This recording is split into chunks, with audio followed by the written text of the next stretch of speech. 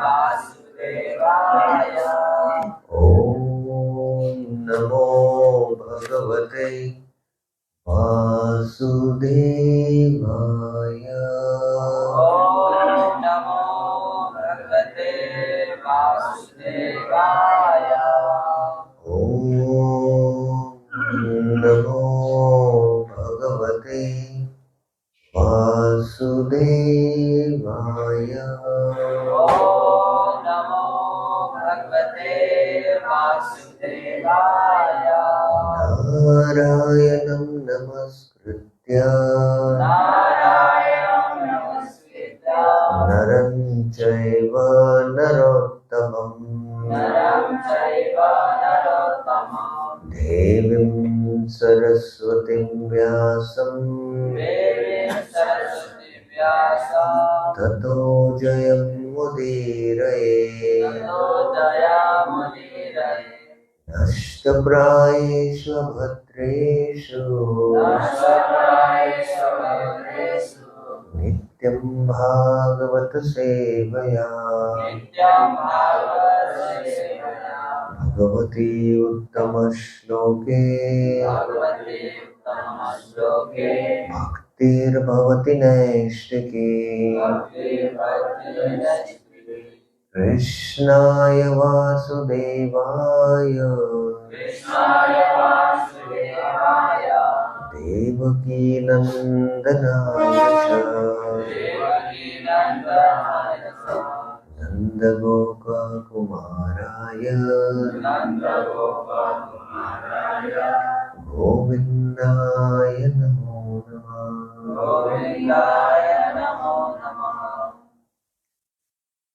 ग्रंथराज श्रीमद् भागवतम तृतीय स्कंद 20वां अध्याय का अंतिम श्लोक है। श्लोक क्रमांक 53 क्या बोलते हैं? 53। तेभ्य च एकैकश स्वस्य देहस्य अंशम् अनात् अजः यत् तत् समाधि योग रिद्धि तपः विद्या विरक्ति मत् तेभ्यश्चैकैकश स्वस्य देहस्यांशम् अदातज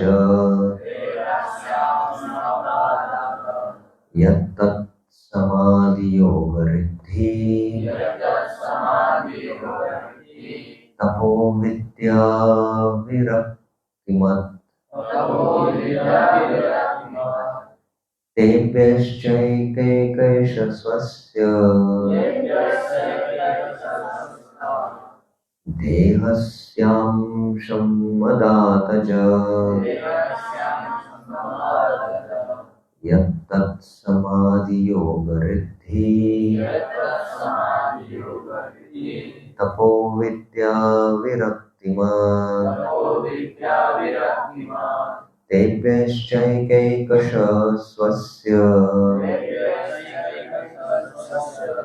देहस्यांशम् अदातज तत्तत् समाधियोगरिद्धि तपो विद्या विरक्तिमत्। शरण कहेंगे प्रभु जी माता जी। प्रभु जी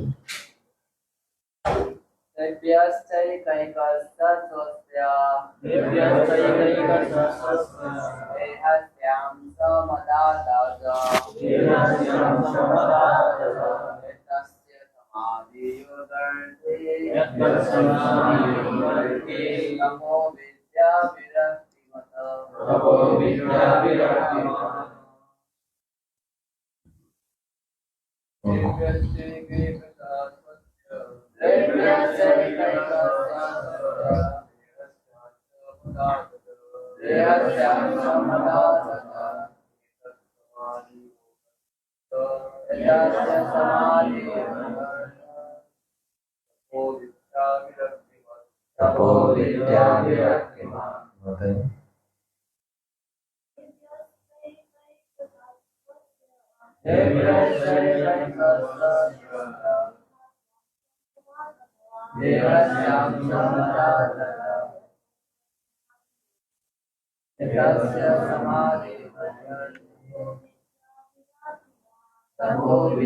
विरक्तिमान्। शब्दार्थ भी, शब्दार्थ तात्पर्य और अनुवाद और तात्पर्य दोनों भी यी प्रत्येक छोराहरूलाई ब्रह्माण्डका अजन्म स्रष्टा ब्रह्माजीले आफ्नै शरीरका एक एक अङ्ग प्रदान गर्नुभयो, जुन गहन ध्यान, मानसिक एकाग्रता, अलौकिक शक्ति, तपस्या, पूजा तथा वैराग्यको लक्ष्यले युक्त थियो। तात्पर्य: यस श्लोकमा विरक्तिमत शब्दको अर्थ हो वैराग्यको गुणले युक्त। भौतिकवादीहरूले आत्मज्ञान प्राप्त गर्न सक्दैनन्। जो इन्द्रिय तृप्तिमा रत छन् तिनीहरूका लागि आत्मज्ञान सम्भव छ। भगवत गीतामा भौतिक ऐश्वर्य तथा भौतिक भोगमा तल्लीन रहेकाहरूले योग समाधि अर्थात् कृष्ण भावनामा तन्मयता हासिल गर्न नसक्ने कुरा बताइएको छ। मानिसले भौतिक भोग गर्दै आध्यात्मिक उन्नति गर्न सक्छ भन्ने विज्ञापन निरर्थक हो। वैराग्यका 4 तत्त्वहरू छन्। 1 रहेको छ अवैध स्त्री पुरुष सङ्गबाट टाढा रहनु, 2 मांसाहार नगर्नु, 3 मद्यपान नगर्नु, 4 जुवातास नखेल्नु। यी 4 नियमहरूलाई तपस्या भनिन्छ। कृष्ण भावनामा रहेर भगवानमा मन लगाउनु नै आत्मज्ञानको प्रवृत्ति हो। ज्ञानतिमिरान्धस्य ज्ञानाञ्जनशलाकया चक्षुरुन्मीलितं येन तस्मै श्रीगुरवे नमः। श्रीचैतन्यमनोभीष्टं स्थापितं येन भूतले स्वयं रूप कदा मह्यं ददाति स्वपदान्तिकम्। वन्देऽहं श्रीगुरो श्रीयुतापदकमलं श्रीगुरुं वैष्णवांश्च। श्रीरूपं सागरजातं सहगण रघुनाथान्वितं तं सजीवं साद्वैतं सावधूतं परिजनसहितं कृष्णचैतन्यदेवं श्रीराधा कृष्णपादान् सहगण ललिता श्रीविशाखान्वितांश्च। नमः ॐ विष्णुपादाय कृष्णप्रेष्ठाय भूतले श्रीमते भक्तिवेदान्त स्वामिनिति नामिने। नमस्ते सारस्वते देवे गौरवाणी प्रचारिणे निर्विशेष शून्यवादी पाश्चात्य देशतारिणे। हे कृष्णा करुणा सिंधु दीनबंधु जगत्पते गोपेश गोपिका कांत राधा कांत नमस्तुते। तप्त कांचन गौरांगी राधे वृंदावनेश्वरी वृषभानुसुते देवी प्रणमामि हरिप्रिये। वाञ्छाकल्पतरुभ्यश्च कृपा सिन्धुभ्येव च पतितानां पावनेभ्यो वैष्णवेभ्यो नमो नमः। जय श्री कृष्ण चैतन्य प्रभु नित्यानंद श्री अद्वैत गदाधर श्रीवासादि गौर भक्तवृंद। हरे कृष्णा कृष्णा कृष्णा हरे हरे हरे राम राम राम हरे हरे। हरे कृष्णा। आप सभी का हार्दिक स्वागत है आज के इस भागवतम कक्षा में। हम पहली बार अगर नेपाल में आए हैं, वो भी इस क्षेत्र में होकर, तो हमारा सौभाग्य है कि आप सब भक्तों के बीच में भागवत चर्चा करने का एक अवसर मिला है। हिंदी समझ में आता है ना? तो ये तीसरा स्कंद का 20वां अध्याय का अंतिम श्लोक है। तो ये जो श्रृंखला चल रहा है भागवतम में, तो इसके बारे में हम संक्षिप्त में, ये जो तीसरे स्कंद में ये विषय क्या चल रहा है उसका एक सारांश बताएंगे। और इस अध्याय में जो विदुर प्रश्न कर रहे हैं मैत्रेय ऋषि को, उसका श्रृंखला बताएंगे। और इस तात्पर्य में प्रभुपाद ने जो मुख्य पॉइंट बताया है उसके बारे में चर्चा करेंगे। जो तीसरा स्कंद है श्रीमद् भागवतम में, वो एक दृष्टि से अगर देखा जाए तो सर्ग का विषय है, काफी विस्तार में चर्चा किए गए हैं। अत्र सर्ग विसर्गश्च स्थानम पोषणम उदय मन्वंतरीशानुकथा मुक्ति निरोध आशय। तो विशेषता सर्ग का है चर्चा इसमें, अन्य विषय भी है लेकिन मुख्यतः सर्ग का विषय है। तो तीसरे स्कंद में भागवतम में ये विदुर और मैत्रेय का संवाद मुख्यतः है। श्रीमद् भागवतम में अलग अलग संवाद है। ओम नमो भगवते वासुदेवाय जो व्यास देव बोलते हैं, तो वो हमको संबोधित कर रहे हैं। तो एक संवाद व्यास देव हमको संबोधित कर रहे हैं भागवतम के शुरुआत में। और इस संवाद के अंदर है सूत और शौनक आदि ऋषि का संवाद, और इसके अंदर है परीक्षित और सुखदेव गोस्वामी का संवाद। ये मुख्य संवाद है भागवतम में। और एक परीक्षित और सुखदेव के संवाद के अंदर है मैत्रेय और विदुर का संवाद। और इसके पहले 4 अध्यायों में, श्रीमद् भागवतम की तृतीय स्कंद में 4 अध्यायों में है मैत्रेय ने विदुर और उद्धव संवाद, इसमें कृष्ण लीला का चर्चा किया गया है। तो कृष्ण लीला तो आने वाला है 10वें स्कंद में, लेकिन भागवतम में झलक, बीच बीच में झलक कृष्ण लीला का दिया गया है। तो पहले स्कंद में 10वां और 11वां अध्याय में झलक है, कृष्ण कैसे हस्तिनापुर छोड़ के द्वारका जा रहे हैं, द्वारका में कैसे द्वारकावासियों को स्वागत करते हैं। तो ये 2 अध्याय में कृष्ण लीला का थोड़ा सा झलक है। और इस तीसरे स्कंद में काफी, वैसे देखा जाए तो विस्तार में सब लीलाओं का संक्षिप्त वर्णन है कृष्ण लीला का, ये 4 अध्याय में। इसके बाद कृष्ण लीला सिर्फ 10वें स्कंद में आएगा। तीसरे स्कंद के बाद सीधा 10वें स्कंद में ही कृष्ण लीला का वर्णन होगा। तो संक्षिप्त में उद्धव और विदुर के बीच में जो कृष्ण लीला का संवाद है, ये 4 अध्याय में है। और सृष्टि के बारे में प्रश्न थे, क्योंकि अगर हमको कृष्ण लीला समझना है तो पहले सृष्टि लीला को समझना है। कृष्ण महाविष्णु के रूप में कैसे सृष्टि का सृजन करते हैं, सृष्टि के अंदर आकर लीला करते हैं, अनेक लीलाएं करते हैं अनेक अवतारों में। और वो अवतार आरंभ होते हैं वर लीला से। तो तीसरे स्कंद में 3 अवतारों का संक्षिप्त में वर्णन है। वो है पुरुष अवतार, दूसरा है वर अवतार, और तीसरा है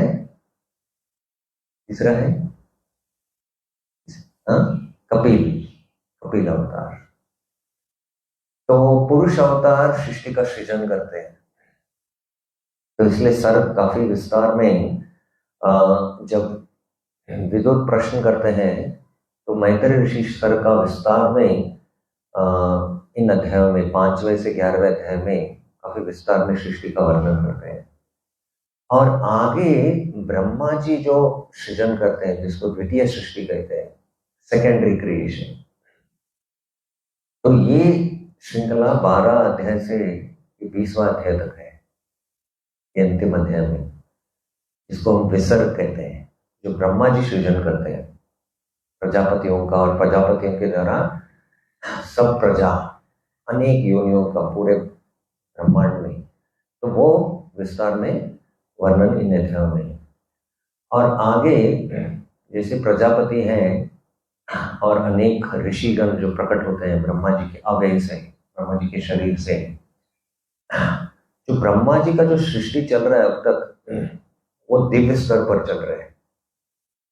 लेकिन आगे जो सृष्टि, ये पुरुष और स्त्री के मिलन से होता है, योनि से होता है, योनि और लिंग से होता है। तो स्वयंभू मनु और शतरूपा, स्वयंभू मनु और शतरूपा के द्वारा ये जो पहले मनु है, तो इनका वर्णन विस्तार में अभी भागवतम में होगा। तो एक दृष्टि से देखा जाए तो भागवतम में भागवतम का आंतरिक भाग, आंतरिक विकास जो है, ब्रह्मा जी का एक दिन से आरंभ होता है। ब्रह्मा जी का एक दिन क्या है? कल्प है। सुबह 6 बजे से शाम 6 बजे तक, जैसे हमारा एक दिन आरंभ होता है ना, तो ब्रह्मा जी का एक दिन कितना है? सहस्रयुग पर्यंतम।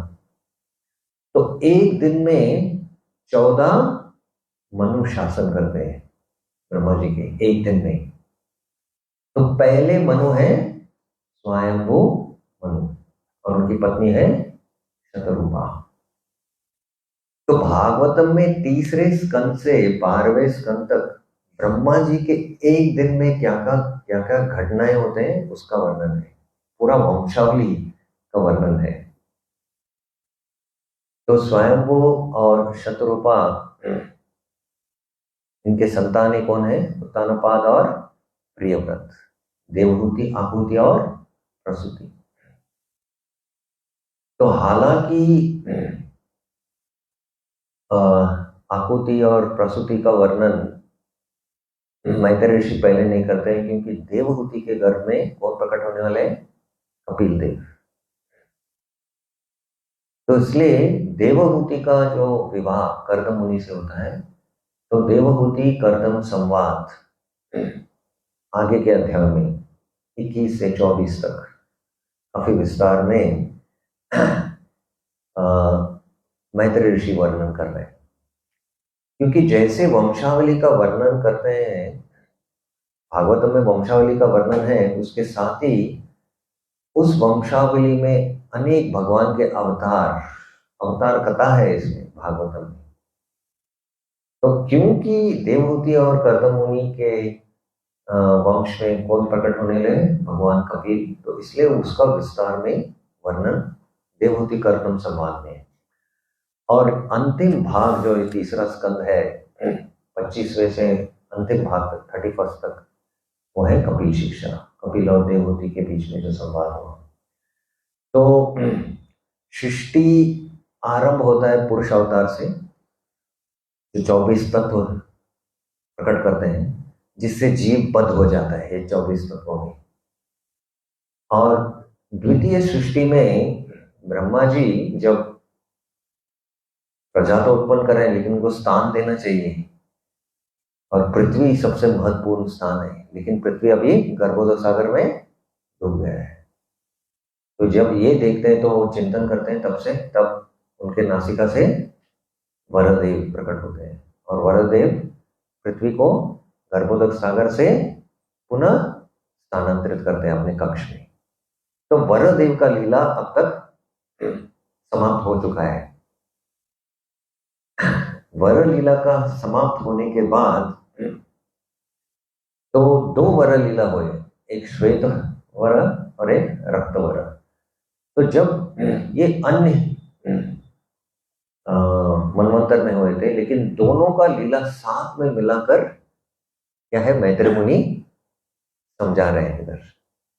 हालांकि अलग हुए थे दोनों अवतार, लेकिन दोनों को लीला एक जुड़कर वो वर्णन कर चुके हैं। तो इस 20वें अध्याय में अभी शौनक ऋषि आगे प्रश्न कर रहे हैं कि विदुर तो बहुत बड़े महात्मा थे और सब 30 साल में भ्रमण कर कर अपने आप को शुद्ध कर लिया था। तो विदुर और मैत्रेय के बीच में क्या संवाद हुआ, इसका मेरे को आप विस्तार में बताइए, ऐसे शौनक ऋषि प्रश्न कर रहे हैं। तो सूत गोस्वामी वर्णन करना आरंभ करते हैं कि विदुर ने क्या प्रश्न किए थे सृष्टि के बारे में। तो इस अध्याय में 20वें अध्याय में प्रश्न क्या है। तो ये प्रश्न करने के बाद मैत्रेय ऋषि फिर से संक्षिप्त में सर का वर्णन करते हैं, जो प्रथम सृष्टि है, और आगे जो है विसर्ग का वर्णन विस्तार में 16वें श्लोक से ये अंतिम श्लोक तक वर्णन कर रहे हैं विसर्ग का। तो जैसे मैं वर्णन कर रहा था कि ब्रह्मा जी के एक दिन में जो घटनाएं हैं वो श्रीमद् भागवतम में वर्णन है, 3य स्कंद से 12वें स्कंद में। और जैसे 14 मनु शासन करते हैं ब्रह्मा जी के एक दिन में, तो स्वयंभू मनु का वंशावली का वर्णन 3रे स्कंद से लगभग 8वें स्कंद तक, पहले अध्याय तक चलता है। तो स्वयंभू मनु का जो अवधि है मनवंतर, तो जब उनका अवधि समाप्त होता है तो वो तपस्या करने के लिए चले जाते हैं वन में। तभी एक राक्षस उनको आक्रमण करता है तो यज्ञ उनको मार देते हैं। तो इसके बाद 8वें स्कंद में अन्य मनवंतरों का जो शासन है वो वर्णन करते हैं सुखदेव गोस्वामी, जल्दी जल्दी वर्णन करते हैं, क्योंकि वैवस्वत मनु में कौन आने वाले हैं, कृष्ण आने वाले हैं। तो वैवस्वत मनु का वंशावली का वर्णन 9वें स्कंद से आरंभ होता है, और उधर कृष्ण जब प्रकट होते हैं वो भी वर्णन करते हैं। आगे जब परीक्षित महाराज कृष्ण के बारे में प्रश्न करते हैं तो वो विस्तार में वो 10वें स्कंद में और 11वें स्कंद में वर्णन करते हैं। और 12वें स्कंद में जब सृष्टि का नाश होता है तो 4 तरह के प्रलय हैं और अन्य अवतार जो प्रकट होते हैं, ऐसे वर्णन कर कर ब्रह्मा जी का एक दिन समाप्त हो जाता है। तो श्रीमद् भागवतम क्या है, पूरा लीला एक दिन, जैसे सुबह 6 बजे से शाम 6 बजे तक जो घटनाएं होते हैं, वैसे सुबह ब्रह्मा जी के सूर्योदय से सूर्यास्त तक एक कल्प में जो घटना है वो पूरा श्रीमद् भागवतम में वर्णन है। तो जैसे मैं वर्णन कर रहा था कि ब्रह्मा जी के अलग अलग अवयव से, काफी विस्तार में आपने श्लोकों में पढ़ा रहेगा कैसे अलग अलग, पहले तो 5 तरह के अंधकार, तमस, अंध तमस, ऐसे 5 तरह के अंधकार से बाद में क्या क्या प्रकट होता है, भूत प्रेत राक्षस यक्ष, ऐसे सब विस्तार में वर्णन करने के बाद अभी ऋषि जो प्रकट होते हैं ब्रह्मा जी के अवयव से, उन ऋषियों का वर्णन कर रहे हैं। अलग अलग अवयव से अलग अलग ऋषि प्रकट हुए। जैसे ब्रह्मा जी के डेलिब्रेशन को क्या बोलते हैं, विचार से, मनन से कौन प्रकट हुए, नारद। ब्रह्मा जी के अंगुली से कौन प्रकट हुए, भृगु मुनि। तो इस श्लोक में वही देह अंश अज, देह उसके अंश, अंशे अज, अज कौन है, ब्रह्मा जी, क्या क्या, ये सब ऋषि एक के बाद एक प्रकट हुए। और ये जो ऋषि क्या है, ये ऋषि तत् समाधि योग रिद्धि तपो विद्या विरक्ति मत। तो ये जो ऋषि थे, ये जो प्रकट हुए थे, इनके गुण क्या है कि ये समाधि योग रिद्धि तपो विद्या और विरक्ति, ये उनके गुण थे। तो अगर हमको ऋषि बनना है तो ये गुण होना चाहिए, ये 6 गुण, समाधि योग रिद्धि, रिद्धि मतलब ये भौतिक ऐश्वर्य नहीं है, ये आध्यात्मिक ऐश्वर्य है जो तपस्या से प्राप्त होता है, और तप और विद्या, विद्या मतलब आध्यात्मिक विद्या और विरक्ति। तो ये 6 गुण इस श्लोक में वर्णन किया गया है। और श्रील प्रभुपाद अपने तात्पर्य में सिर्फ तप के ऊपर जोर दे रहे हैं। आध्यात्मिक जीवन में जब तक हम तपस्या नहीं करेंगे तो साक्षात्कार नहीं हो सकता। तो इसलिए व्यवसायात्मिका बुद्धि एके ही कुरुनंदन। व्यवसाय, व्यवसाय मतलब आप जानते हैं क्या है? व्यवसाय मतलब बिजनेस, राइट? तो हम भक्तों का व्यवसाय क्या है? हमारा बिजनेस क्या है? आत्मबुद्धि। हमारा बिजनेस एक ही है, आत्म साक्षात्कार। व्यवसायात्मिका बुद्धि एक के ही कुरुनंदन। इसलिए प्रभुपाद तात्पर्य में अगला श्लोक जो है क्या है? भोग ऐश्वर्य प्रसक्तानां तया अपृत चेतसां व्यवसाय बुद्धि समाधो न विधीयते। तो जो भोग ऐश्वर्य में लिप्त है वो कभी समाधि नहीं उसको प्राप्त हो सकता है। समाधि का मतलब क्या है? धी मतलब बुद्धि, और समा मतलब जो बुद्धि स्थिर है, जो बुद्धि विचलित नहीं होता है मन और इंद्रियों के विषय में। जब बुद्धि से ही इंद्र तृप्ति प्राप्त होता है। अगर हमको कुछ इंद्र तृप्ति करना है तो हमको क्या चाहिए? बुद्धि चाहिए। कैसे उस इंद्र तृप्ति को प्राप्त करना चाहिए? और वो बुद्धि, क्योंकि मन क्या है? बुद्धि के ऊपर वश कर रहा है, तो इसलिए बुद्धि के अधीन है वो। बुद्धि मन के अधीन है, समझ लीजिए, और इसलिए वो भोग ऐश्वर्य में लिप्त है। तो अगर आपको समाधि में जाना है तो क्या है? बुद्धि को स्थिर करना पड़ेगा। श्रुति विप्र प्रतिपन्नाते यथा स्थास्यसि निश्चल समाधो अचला बुद्धि तथा योगम अवाप्स्यसि। ये स्थित प्रज्ञा का लक्षण है। श्रुति विप्र प्रतिपन्नाते, कुछ भी आप श्रवण करते हैं इंद्र तृप्ति के विषय के बारे में, समाधो अचला बुद्धि। बुद्धि क्या है? छल मतलब हिलना, अचल मतलब नहीं हिलता है। अचल बुद्धि तथा योगम अवाप्स्यसि, तब आपको योग में आपने योग प्राप्त कर लिया है। स्थित प्रज्ञा क्या? आत्म साक्षात्कार का एक लक्षण है। तो इसलिए श्रील प्रभुपाद ये श्लोक को उदित करते हैं कि जब तक आपका चेतना आंतरिक नहीं है तब तक आप आत्म साक्षात्कार को प्राप्त नहीं कर सकते हैं। और इसलिए 4 नियमों का वो उल्लेख करते हैं इस तात्पर्य में। तो ये कलयुग में हमारे लिए तपस्या है, 4 नियमों का पालन करना। तो ये 4 नियम हम सब जानते हैं। क्या है वो 4 नियम?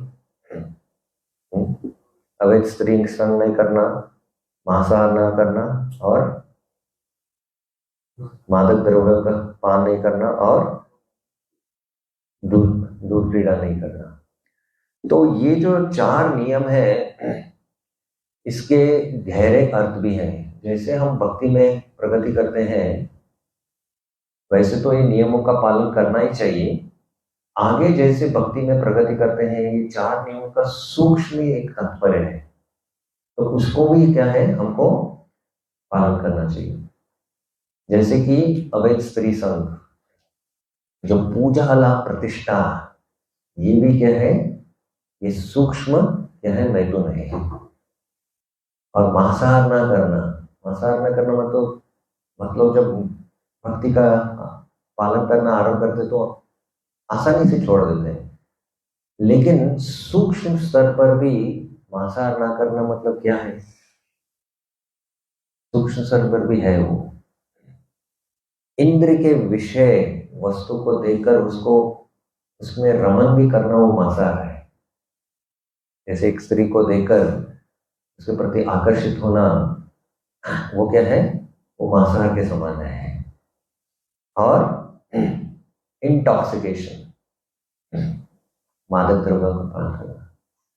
तो सबसे बड़ा जो मादक द्रव्य है, प्रभुपाद बताते हैं कि हम ये शरीर है समझना। This is the highest intoxication in the material world. भौतिक जगत में सबसे बड़ा इंद्र तृप्ति क्या है कि अपने आप को शरीर मानना, ये है। और द्यूत क्रीड़ा मतलब गैम्बलिंग।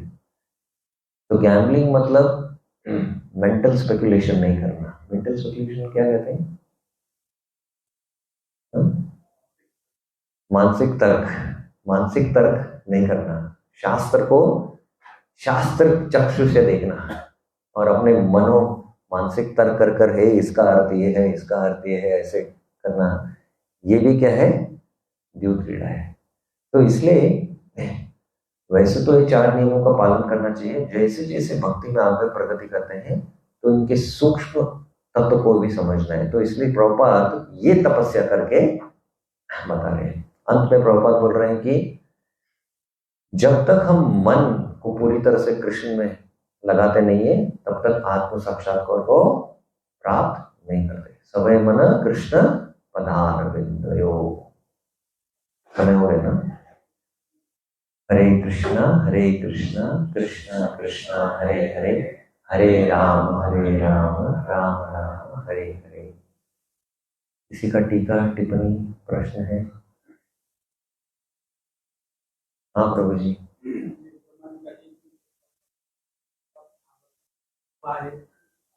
नहीं, आपको थोड़ा सा जोर से बोलना पड़ेगा, मुझे सुनाई नहीं। नहीं नहीं, माइक लीजिए।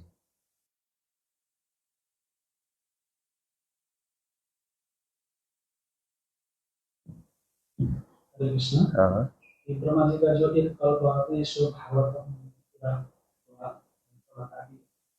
तो वहाँ तो डिफरेंट कल्प का डिस्कशन है भागवत में, बहुत कल्प का बारे में है भागवत में। एक कल्प संपूर्ण भारत में हमारा डिफरेंट कल्प का डिस्कशन है, कैसे बोलते हैं? कौन सा डिफरेंट कल्प है? वहाँ ब्रह्मा जी का ये जो सब विभिन्न कल्प का बारे में। विभिन्न कल्पों का कहाँ वर्णन है? नहीं, आपको ये समझना है कि पहले तो ना भागवतम में जो ब्रह्मा जी के एक दिन में घटनाएं जो हैं ये 3रे स्कंद के 12वें स्कंद में है। लेकिन जैसे वंशावलियों का वर्णन हो रहा है तो उधर भगवान के अलग अवतार प्रकट होते हैं। और कभी जैसे कि अजामिल का कथा है 6ठे स्कंद में, ये एक अन्य कल्प में हुआ था, अन्य एक सृष्टि में हुआ था। इस सृष्टि का भी नहीं, अलग सृष्टि में हुआ था, वो अलग ब्रह्मांड में लीला हुआ था। तो ऐसे पौराणिक कथाएं जो अलग अलग ब्रह्मांड में हुए थे वो भी जो आत्म साक्षात्कार के लिए अनुकूल है वो वर्णन है, वो अलग संवाद में होता है। लेकिन मुख्यतः ये श्रृंखला है। और बीच में अगर कोई ऐसे जो पौराणिक इतिहास है जो आत्म साक्षात्कार है तो वो भी वर्णन है। लेकिन आगे और वंशावली का ही ऐसे वर्णन है, ऐसे श्रृंखला है। स्पष्ट हो गया? ठीक है। और किसी का कोई प्रश्न? हाँ, दो श्वेत वरा और रक्त वरा, वो काफी विस्तार में है, उसका एक्सप्लेनेशन तो अभी नहीं कर सकते हैं। वो लघु भागवतामृत रूप गोस्वामी ने जो लिखा है उसमें काफी स्पष्ट वर्णन करते हैं कि जो स्वयंभू मनु के जब स्वयंभू मनु के अवधि में एक वर प्रकट हुए थे, तो आगे वैसा देखा जाए तो कश्यप मुनि और दिति इनके संतान थे हिरण्याक्ष और हिरण्यकशिपु। तो ये 6ठा स्कंद में भी और वर्णन आएगा, क्योंकि आगे कौन प्रकट होने वाले? हिरण्यकशिपु और प्रहलाद महाराज। तो 6ठा स्कंद में भी वर्णन आता है उधर।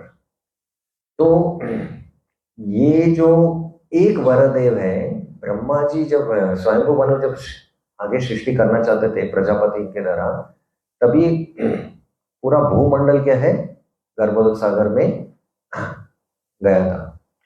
तो एक वर का अवतार हुआ था भूमंडल को वापस स्थानांतरित करने के लिए।